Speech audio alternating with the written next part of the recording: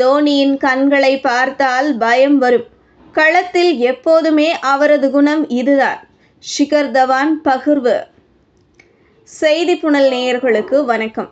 இந்திய அணியின் முன்னாள் வீரரான ஷிகர் தவான் கடந்த 2010ஆம் ஆண்டு இந்திய அணிக்காக சர்வதேச கிரிக்கெட் போட்டிகளில் அறிமுகமாகி 167 ஒருநாள் போட்டிகள், 34 டெஸ்ட் போட்டிகள் மற்றும் 68 T20 போட்டிகளில் இந்திய அணிக்காக விளையாடியுள்ளார். சர்வதேச கிரிக்கெட்டில் சச்சின், சேவாக்கிற்கு அடுத்து ரோஹித் சர்மா மற்றும் தவான் ஆகியோரது கூட்டணி மிகவும் வெற்றிகரமான கூட்டணியாக அமைந்தது.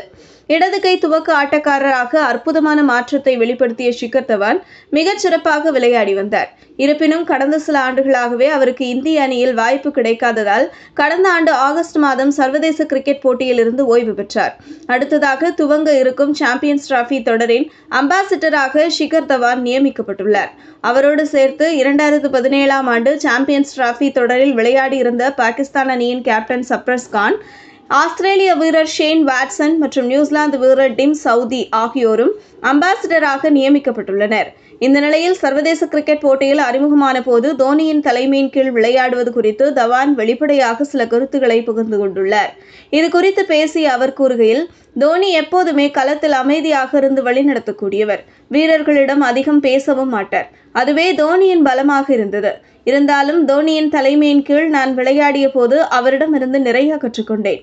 அப்போதே அவர் மிகப்பெரிய வீரராக மாறி சாதனைகளையும் நிகழ்த்திவிட்டார். தோனியின் கேப்டன்ஷியின் கீழ் விளையாடும் ஒவ்வொரு வீரர்களுக்குமே அவரின் கண்களை பார்த்தால் பயப்படுவார்கள்.